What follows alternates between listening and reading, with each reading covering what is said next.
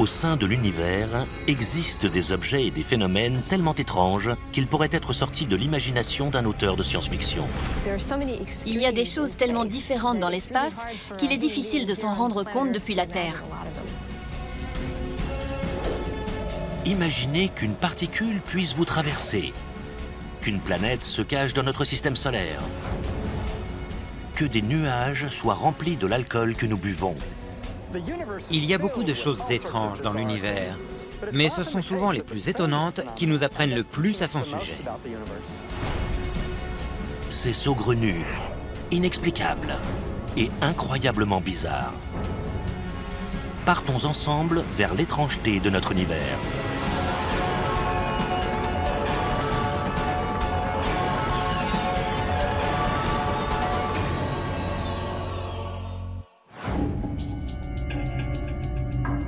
De la Voie lactée aux confins de notre galaxie à des milliards d'années-lumière, nous sommes entourés de choses étranges.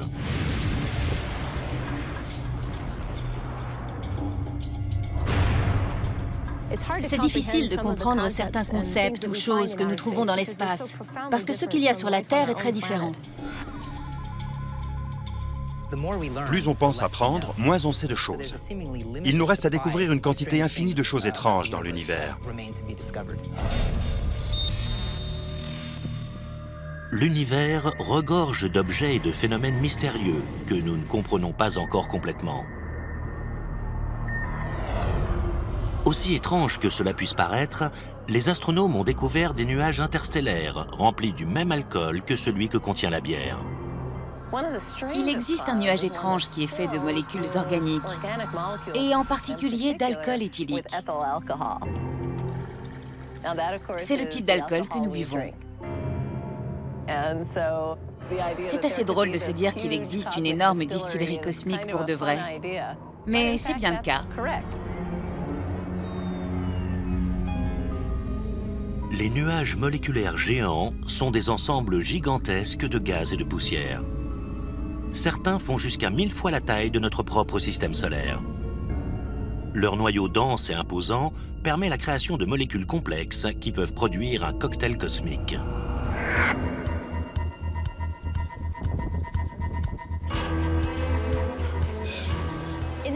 Dans cette microbrasserie, on utilise de l'orge, de l'eau et de la levure pour faire de l'alcool. Alors que dans les nuages moléculaires interstellaires, ce sont des grains de poussière qui servent de site de nucléation pour les molécules les moins complexes, comme l'hydrogène, l'eau et le dioxyde de carbone, qui se réunissent et créent par réaction chimique des molécules complexes comme l'alcool éthylique. Lorsque ces grains de poussière se rapprochent du centre du nuage moléculaire et de son noyau, ils peuvent être assez chauffés pour que s'évaporent certaines molécules complexes, ce qui dégage de l'alcool éthylique dans l'espace.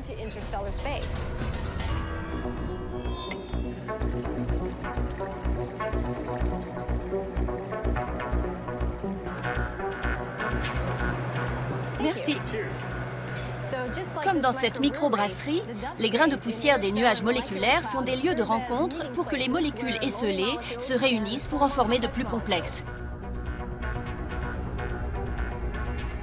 Le premier nuage d'alcool a été découvert en 1975. Depuis, on a pu observer encore plus de ces nuages vraiment étranges. Le G34-3, qui se trouve dans la constellation Aquila, fait 1 millier de fois le diamètre de notre système solaire.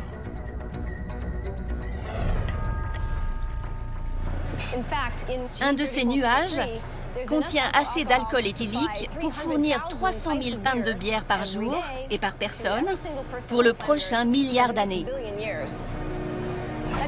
L'inconvénient, c'est que ça risquerait de nous provoquer une sacrée migraine, parce que l'alcool est mélangé à du cyanure d'hydrogène, du monoxyde de carbone, du dioxyde de carbone, de l'ammoniac et d'autres composants chimiques pas très bons.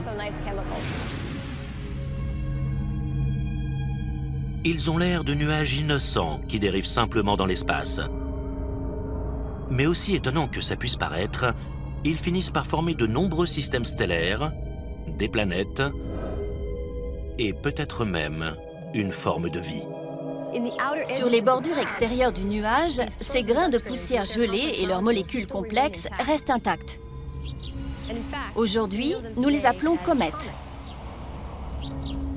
On pense qu'elle pourrait être responsable de l'apparition de certaines de ces molécules complexes au sein de notre système solaire.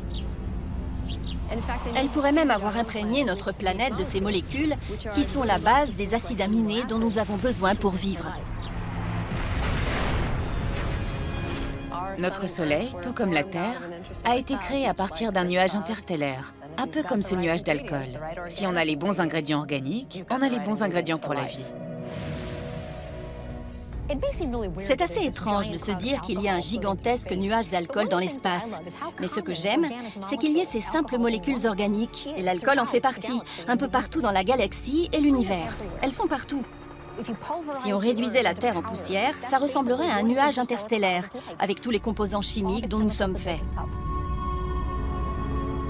Des nuages chargés d'alcool pourraient avoir contribué à la création de la vie sur Terre.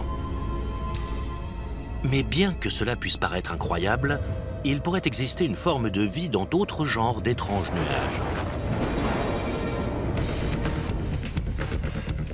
Vénus, la deuxième planète la plus proche du Soleil, a une surface brûlante. Mais étrangement, ces nuages, qui flottent à une altitude d'environ 50 km, ont une température qui leur permettrait d'abriter la vie. Les températures sont semblables à celles de la surface de la Terre. La pression atmosphérique est similaire également. Alors, si la vie est possible sur Terre, elle pourrait l'être dans les mêmes conditions sur Vénus. S'il y a de la vie dans les nuages de Vénus, comment est-elle arrivée là? L'atmosphère de Vénus est le résultat de ce qu'on appelle l'effet de serre. L'accumulation de dioxyde de carbone a provoqué une montée des températures en surface. S'il y a eu un océan liquide sur Vénus, il a dû s'évaporer et disparaître dans l'espace. Il a pu migrer dans les couches supérieures et plus accueillantes de l'atmosphère.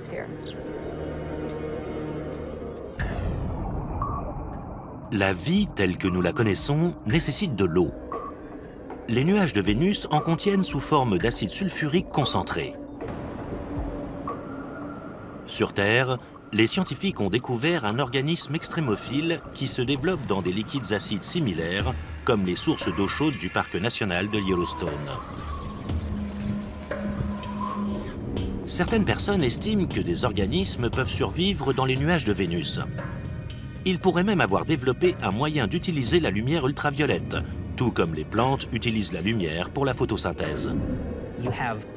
Il se passe beaucoup de choses du point de vue chimique dans les nuages.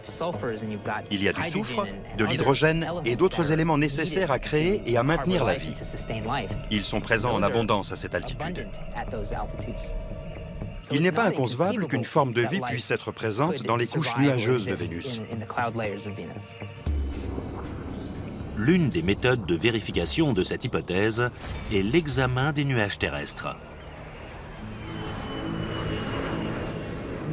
On a fait des mesures sur Terre en capturant des particules de nuages et en les analysant dans un laboratoire.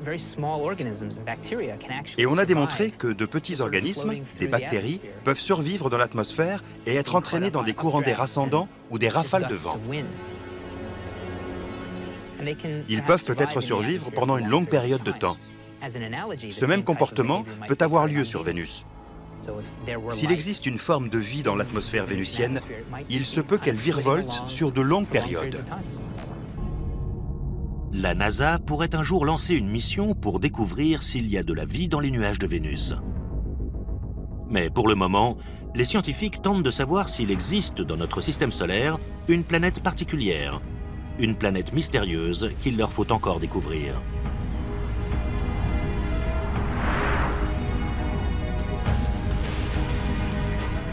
La planète X existe peut-être au-delà de Neptune.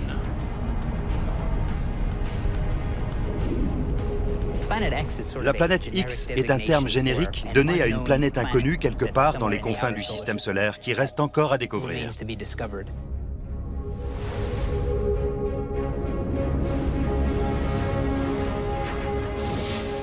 Les astronomes ont commencé à spéculer sur la possibilité d'une planète supplémentaire en observant la ceinture de Kuiper, un dépôt de roches de glace au-delà de l'orbite de Neptune.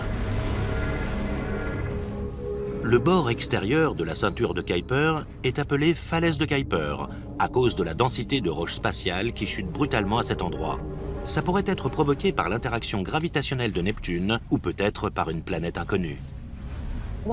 L'une des hypothèses concernant la chute des objets dans la ceinture de Kuiper observée après 50 ou 50 unités astronomiques est qu'il pourrait y avoir une planète dans les environs qui provoquerait le phénomène observé dans cette zone. Pendant des décennies, les scientifiques se sont demandé combien de planètes comporte notre système solaire. Existe-t-il réellement une planète X? À sa découverte, Pluton a été désigné comme étant la planète X. Plus récemment, on a découvert des objets dans la ceinture de Kuiper, comme Eris ou Sedna, qu'on a également qualifiés de planète X. On peut toujours découvrir un très grand objet dans les profondeurs du système solaire. C'est pourquoi persiste l'idée que cette planète X, ou qu'une autre planète mystérieuse, se cache quelque part.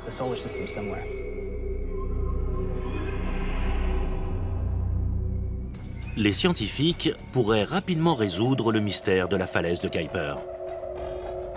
S'il existe réellement une planète X, ces fins limiers de l'espace la trouveront. On devrait pouvoir découvrir assez rapidement si une telle planète existe vraiment grâce à une nouvelle génération de télescopes à grande échelle qui vont pouvoir absolument tout détecter.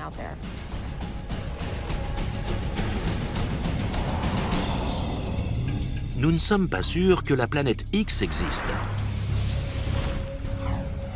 Mais d'autres planètes ont pu être observées dans les confins de l'espace. Et elles sont vraiment extraordinaires.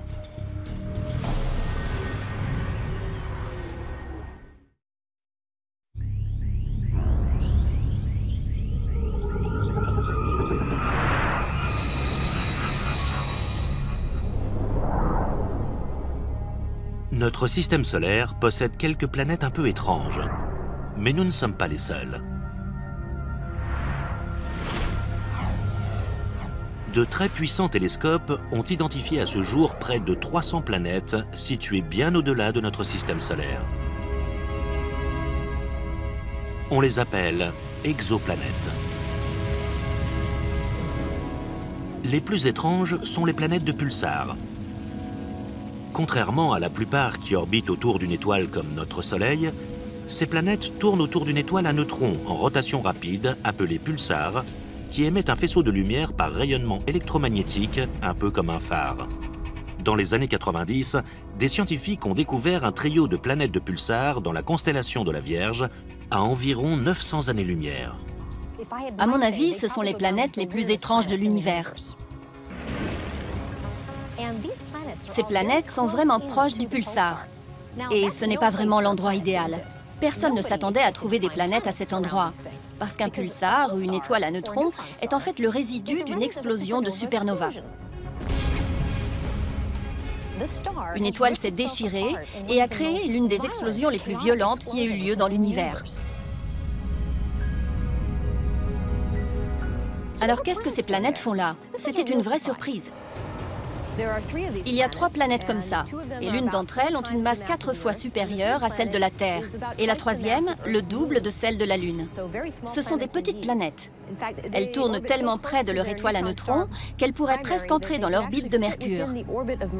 Elles sont vraiment proches.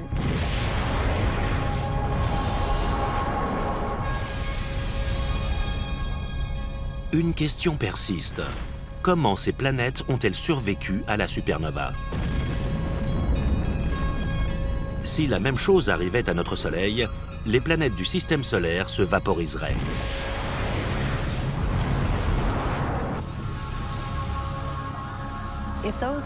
Si les planètes que nous voyons étaient là au moment de la supernova, et si elles y ont survécu, toute forme de vie qui aurait pu s'y trouver s'est probablement éteinte. Nous n'avons aucun espoir.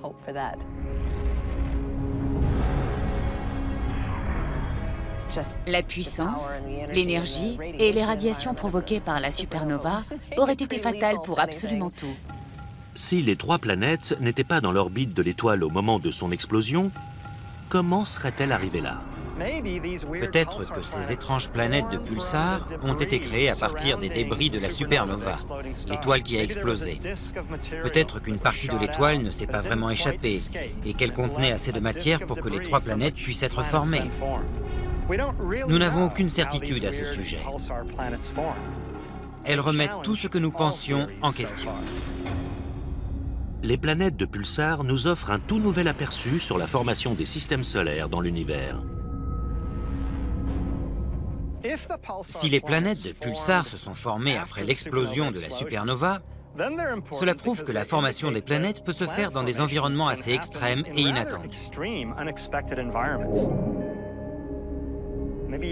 On n'a peut-être pas besoin de quelque chose d'aussi ordonné que le gaz qui a formé notre système planétaire. C'est une bonne chose.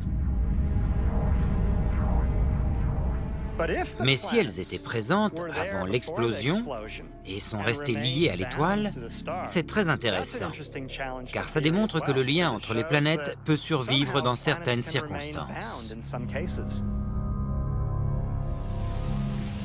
Les planètes de pulsars sont de vraies curiosités.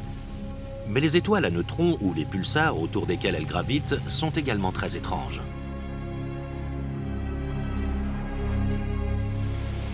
La matière qui compose une étoile à neutrons est très dense. Sa masse par unité de volume est très élevée. Elle est aussi dense qu'un noyau atomique. Si cette pelletée de sable était en fait la matière de l'étoile à neutrons, elle pèserait autant que le mont Whitney dans la Sierra Nevada en Californie. Ça aurait la même masse qu'une montagne. Et si on remplissait un seau de cette matière, il pèserait autant que le mont Everest, le plus haut sommet sur Terre. Je peux soulever un seau de sable assez facilement, mais si c'était de la matière d'étoile à neutrons, je ne pourrais jamais soulever le mont Everest, ce qui prouve à quel point cette matière est dense.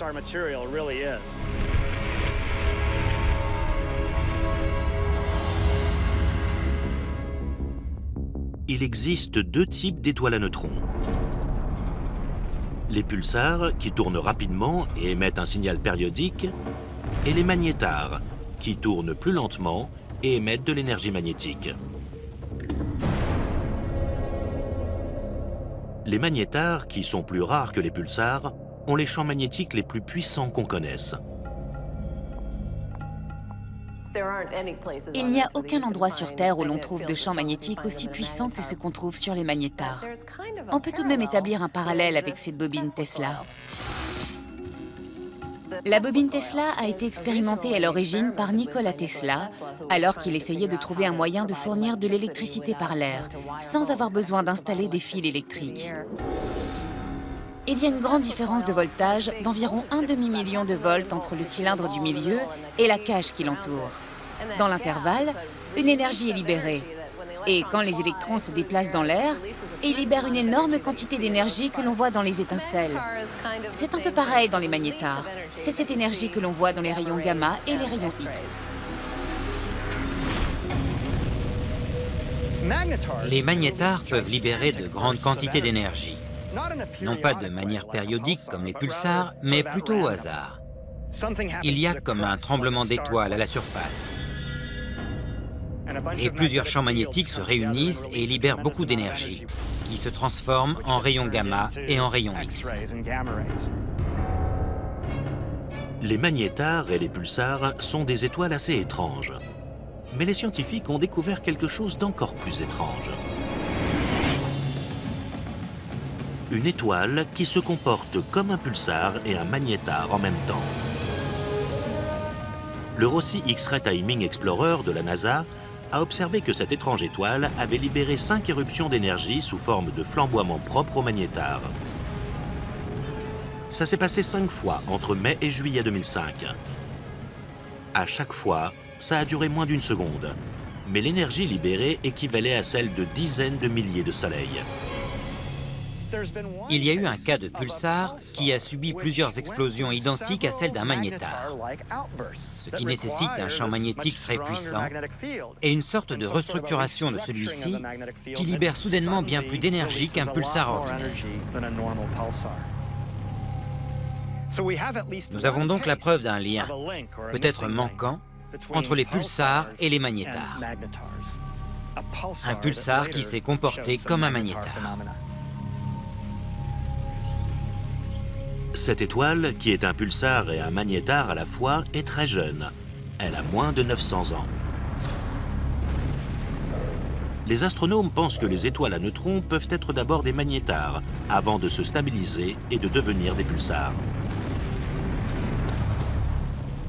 Il est possible que beaucoup d'étoiles à neutrons, qui sont par la suite devenues des pulsars normaux, subissent des explosions similaires à celles des magnétars lorsqu'elles sont très jeunes et qu'elles n'ont que quelques centaines ou un millier d'années. C'est peut-être l'explication. Nous voyons celle-ci alors qu'elle est plus jeune que les autres pulsars que nous observons.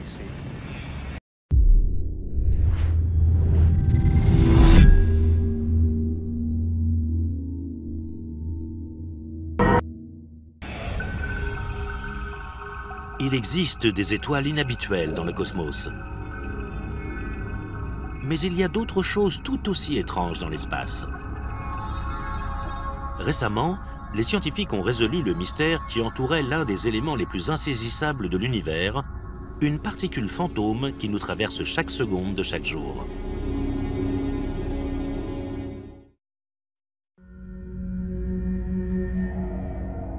L'univers regorge d'un nombre infini de planètes et d'étoiles anormales.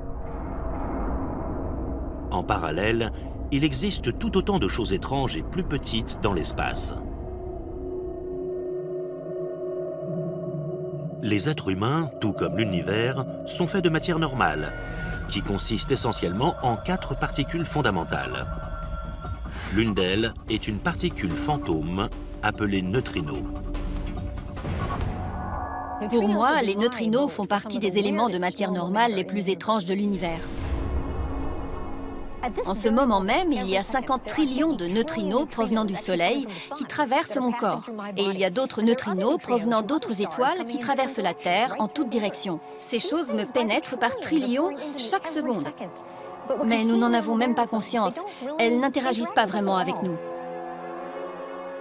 Il existe une petite particule étrange du nom de neutrino, ce qui veut dire le petit neutre en italien. Sa masse est très faible. C'est une infime quantité de presque rien. Mais il contient de l'énergie et il traverse l'espace presque à la vitesse de la lumière.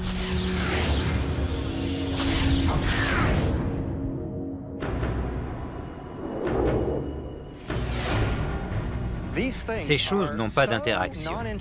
Mais imaginez l'équivalent d'un morceau de plomb d'une épaisseur d'une année-lumière. Si on envoyait un rayon de neutrinos dans sa direction, la moitié d'entre eux traverserait le plomb et en sortirait indemne. Les neutrinos sont communément formés suite à des réactions nucléaires à l'intérieur d'étoiles et de notre Soleil aussi.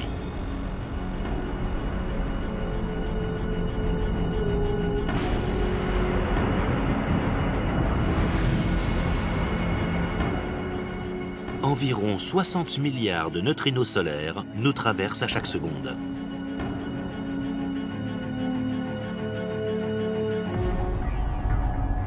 Mais d'autres sources créent des neutrinos. Ils sont produits par des réacteurs nucléaires. Certains d'entre eux sont produits par des déchets radioactifs d'éléments contenus dans la roche qui nous entoure. D'autres sont produits lorsque les rayons cosmiques pénètrent dans notre atmosphère. Quand ils le font, c'est avec la puissance d'une balle rapide allant à près de 150 km/h.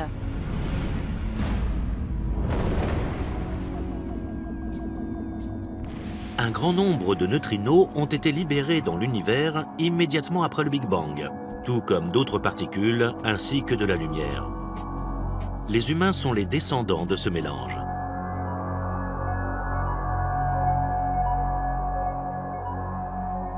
Les neutrinos sont de petits objets inhabituels. Mais il existe des choses plus grandes, tout aussi inhabituelles.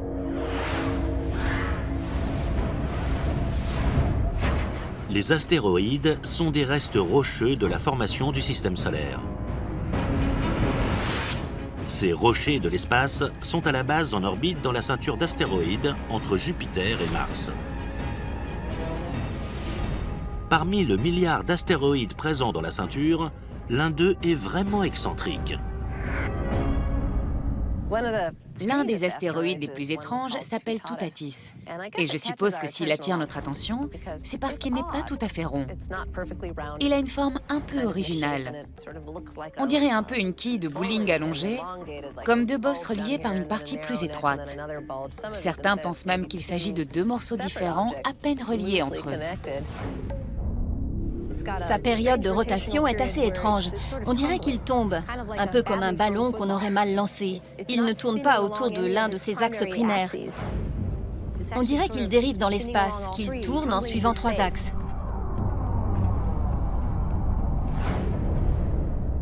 L'orbite de Toutatis a une forme très elliptique, qui le porte de la ceinture d'astéroïdes à l'orbite de la Terre. C'est un astéroïde qui croise l'orbite de la Terre, ce qui en fait un danger dans la mesure où il pourrait nous percuter. En septembre 2004, Toutatis s'est rapproché dangereusement. L'astéroïde est entré dans un rayon d'1,5 million de kilomètres, soit 4 fois la distance qui nous sépare de la Lune. C'est très proche pour un astéroïde. Il est très grand, et s'il s'écrasait sur la Terre, il ne serait pas du tout ralenti par notre atmosphère. Il frapperait fort, et ce serait dévastateur pour la Terre.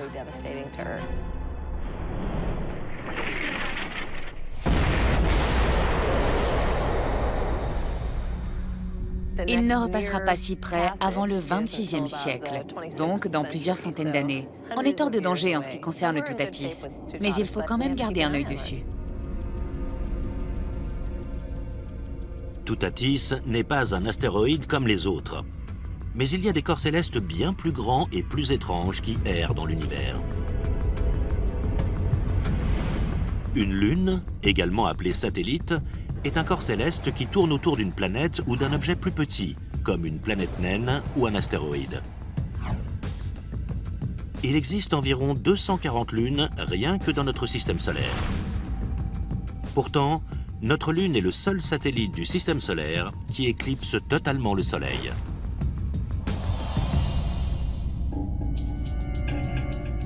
Mais l'une des lunes les plus étranges appartient à une géante gazeuse aux confins de notre système solaire.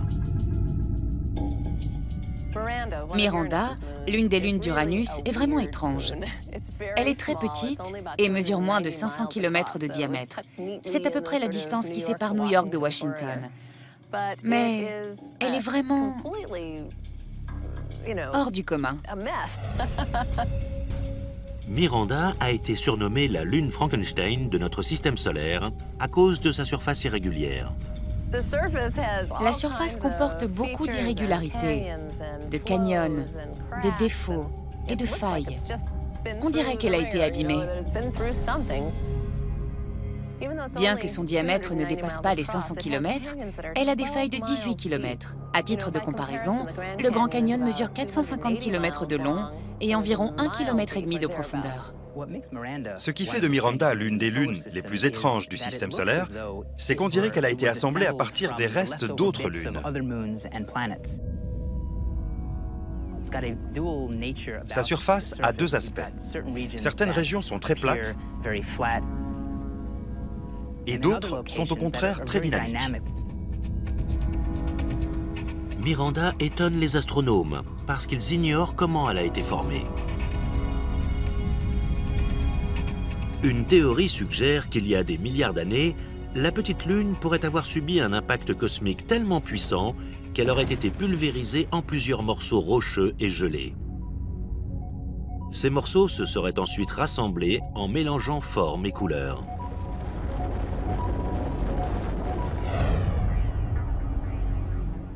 Mais une autre hypothèse suggère que la surface de Miranda est le résultat de la création de failles dues à des pressions énormes qui poussent de grandes masses rocheuses au-delà de leurs limites.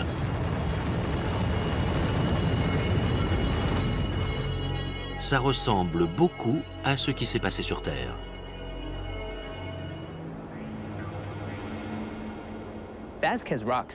Vasquez Rocks, en Californie, est apparu parce que 2 plaques tectoniques se sont rencontrées et ont exercé une grande pression l'une contre l'autre.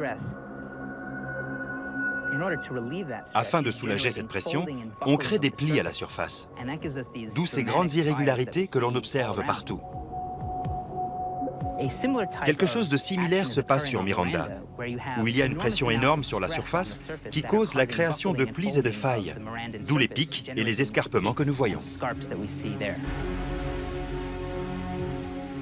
Miranda n'est qu'un des objets inexplicables parmi 1 million d'autres qui composent la Voie lactée.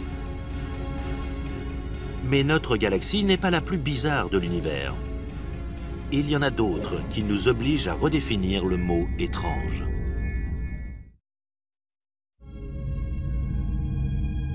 Les galaxies, ce sont des quartiers célestes constitués de planètes, d'étoiles, de gaz et de poussière. Il en existe au moins 100 milliards dans l'univers qu'il nous est possible d'observer. Beaucoup d'astronomes estiment que les plus étranges sont les galaxies lumineuses en infrarouge. Quand on les observe sous lumière infrarouge, elles sont 100 fois plus brillantes que les autres galaxies. Elles font partie des plus lumineuses de l'univers.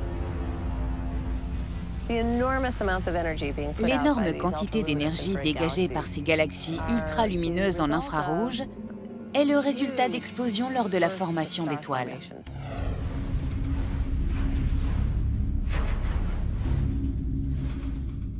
Dans notre galaxie, une étoile de la taille du Soleil naît chaque année. Mais dans ces galaxies lumineuses en infrarouge, une centaine de nouvelles étoiles se forment chaque année. Les étoiles sont formées à partir de gaz interstellaires et sont entourées de poussière. On ne peut pas vraiment voir ce processus de formation, mais toute cette énergie réchauffe la poussière, qui à son tour brille sous la lumière infrarouge. On voit toute l'énergie de toutes ces générations d'étoiles être absorbée et rayonner de nouveau en infrarouge à travers la poussière de ces galaxies. C'est comme s'il y avait un voile autour de ces galaxies, et ce voile brille lui aussi très fort.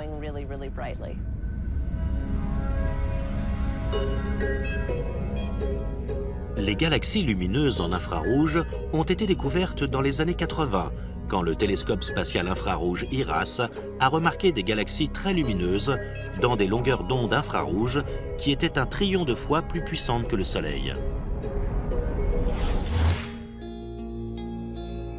L'une de ces galaxies les plus lumineuses a été identifiée sous le nom F15307 + 3252.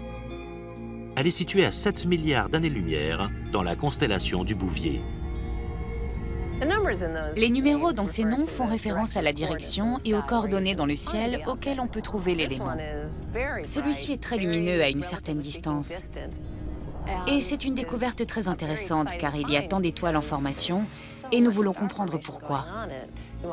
Comment est-ce que ça s'est produit? Qu'est-ce qui a déclenché cette grande quantité de formation d'étoiles que nous observons? L'une des hypothèses est que ces galaxies sont très actives parce qu'elles sont le résultat soit de fusion, soit de tentatives de fusion avec d'autres galaxies.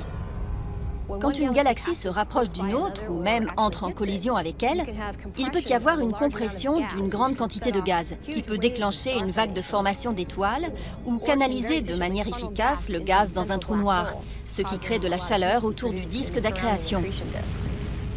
À ce jour, nous recherchons encore activement l'explication du processus qui crée ces galaxies inhabituelles.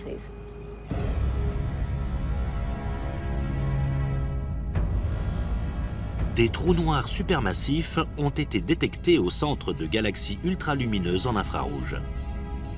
Il s'agit de régions dans l'espace où la gravité est tellement forte que rien ne peut y échapper, pas même la lumière. Mais une catégorie encore plus étrange de trous noirs pourrait également exister. Les micro-trous noirs sont une sorte hypothétique d'éléments plus petits que le noyau d'un atome. Contrairement aux trous noirs stellaires ou supermassifs, les micro-trous noirs n'ont jamais été observés, mais de nombreux scientifiques croient en leur existence. Les micro-trous noirs sont probablement très communs. Il y en a peut-être un là sous mon nez, un là, un autre là. On ne le saura peut-être jamais. Les micro-trous noirs sont peut-être des restes du Big Bang. L'explosion aurait pu concentrer de la matière pour qu'elle forme des trous noirs trop petits pour être observables au microscope. Plus le trou noir est petit, plus vite il perd de la masse.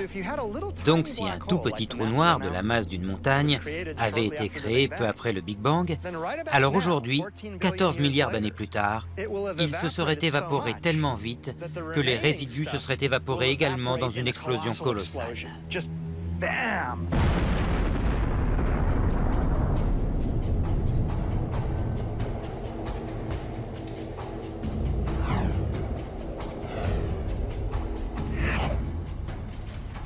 Les scientifiques pourraient démontrer l'existence de micro-trous noirs en les créant de manière temporaire sur Terre. En Suisse, ils ont construit le Grand Collisionneur de Hadron.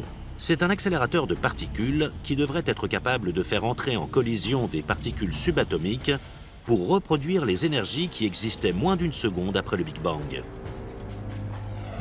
Le Grand Collisionneur de Hadron va pouvoir entraîner à toute vitesse les particules les unes vers les autres. Et pendant un instant, il y aura beaucoup de masse dans un espace très limité. Et on pourrait parvenir à créer des micro-trous noirs. C'est une idée fantastique. Nous sommes sur le point de créer des micro-trous noirs artificiels dans un laboratoire. Si le Grand Collisionneur de Hadron produit réellement des micro-trous noirs, ce sera très important, car cela démontrera qu'ils existent vraiment, ou qu'ils peuvent exister, et qu'ils ne sont pas juste une invention de notre imagination théorique. Les micro-trous noirs que le Grand Collisionneur de Hadron pourrait produire n'existeraient qu'un instant avant de disparaître. Si ça fonctionne, l'expérience pourrait également révéler certains secrets au sujet d'un autre phénomène curieux dans l'univers. Une matière qui est complètement invisible. Pour trouver cette matière fantôme, les scientifiques n'ont pas eu à chercher plus loin que dans notre propre quartier galactique, la Voie lactée.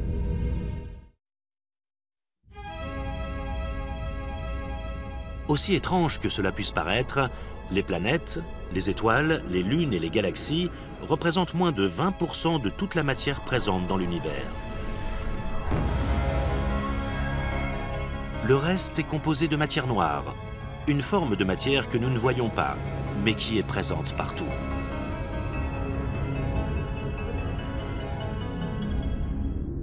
L'idée de la matière noire a pour la première fois été introduite au début des années 30, mais peu de scientifiques y ont cru à l'époque. Au cours des 20 dernières années, les preuves de l'existence de ce phénomène invisible se sont multipliées. Quand on a commencé à dessiner la carte de la Voie lactée, on a remarqué que les étoiles au bord de la galaxie se déplaçaient si rapidement qu'elles auraient dû en sortir. Mais ce n'est pas le cas. Elles sont retenues par quelque chose d'invisible, quelque chose qui ajoute de la force d'attraction à la galaxie, de la gravité. Mais nous ne savions pas ce que ça pouvait être. C'est étrange de se dire qu'on ne peut même pas voir une partie de l'univers. On détecte la matière noire parce qu'elle agit sur la gravité de la masse qui nous est visible. Les galaxies tournent plus vite qu'elles ne le devraient, si on calcule la gravité à laquelle elles sont soumises par rapport à la quantité de matière que l'on voit. Si cette attraction gravitationnelle n'existait pas, les gaz chauds se disperseraient. Nous savons donc qu'il y a davantage de gravité que ce que nous pourrions penser au vu de la quantité de masse que nous voyons. On a appelé ça la matière noire, tout simplement. L'un des moyens de mesurer la matière noire est d'observer les gaz chauds qui émettent des rayons X et comment ils sont contenus par la gravité qu'ils contiennent. Un autre moyen consiste à observer quelque chose appelé lentille gravitationnelle. Une lentille gravitationnelle est créée lorsque l'on voit une galaxie très lointaine derrière une autre galaxie. La lumière émise par la première est détournée pour contourner la seconde galaxie. C'est étrange de se dire que la lumière se tord pour former une lentille. C'est la gravité qui cause cette altération. On a donc remarqué ces galaxies déformées par la gravité. Pour qu'une telle altération puisse être possible, la masse, à leur centre, aurait dû être 10 fois plus élevée que la masse de ce que nous pouvions voir. On avait donc face à nous un ensemble de matière noire. La matière noire constitue peut-être la majorité de la masse dans l'espace. Mais la plupart de l'énergie de l'univers provient d'un autre phénomène invisible appelé l'énergie sombre. C'est une forme d'énergie théorique qui existe partout et représenterait 70% de la masse totale et de l'énergie de l'univers. Ce qui est le plus bizarre, c'est que la chose qui reste la plus mystérieuse de l'univers soit quelque chose appelé énergie sombre. Cette énergie sombre n'a pas grand-chose à voir avec la matière noire. Ce sont deux choses différentes. L'énergie sombre a été observée pour la première fois en 1998, lorsque les dimensions d'étoiles qui explosaient ont été utilisées pour déterminer la distance des galaxies. On a pu démontrer qu'elles étaient bien plus lointaines que ce qu'on imaginait dans un univers qui ralentit avec le temps. Les astronomes ont ainsi conclu que l'univers s'étend de plus en plus rapidement. Ça peut être dû à l'énergie sombre. L'univers est rempli de cette énergie sombre répulsive. C'est quelque chose d'étrange qui cause l'accélération de l'expansion de l'univers au fil du temps. Ça va se passer comme ça, de plus en plus rapidement. Et c'était très étrange au moment où on l'a découvert. Ce n'est pas quelque chose qu'on avait anticipé. On dirait bien qu'une plus grande partie de l'univers est constituée d'énergie sombre. C'est une substance qui est sombre. Elle ne brille pas. On ne peut pas la voir. Mais elle fait s'accélérer l'expansion de l'univers. C'est quelque chose qui annule la gravité. La matière normale et l'énergie ont tendance à ralentir le rythme auquel les choses s'éloignent les unes des autres parce qu'elles s'attirent les unes les autres grâce à la gravité. Mais l'énergie sombre accélère ce rythme. Une théorie suggère que l'énergie sombre va accélérer l'expansion de l'espace à tel point que l'univers éclatera en lambeaux dans 50 milliards d'années. Si c'est le cas, alors non seulement des groupes de galaxies seront séparés les uns des autres, mais les galaxies elles-mêmes se déchireront, puisque les étoiles s'éloigneront à la vitesse de l'éclair. Alors les systèmes solaires, les systèmes planétaires seront détruits. Par la suite, ce seront les planètes qui seront détruites, ainsi que les humains et même les atomes et les particules subatomiques. L'univers regorge d'éléments étranges et intéressants. Mais le plus étonnant d'entre eux pourrait bien se trouver dans notre jardin. À mes yeux, la chose la plus étrange de l'univers est de loin la Terre.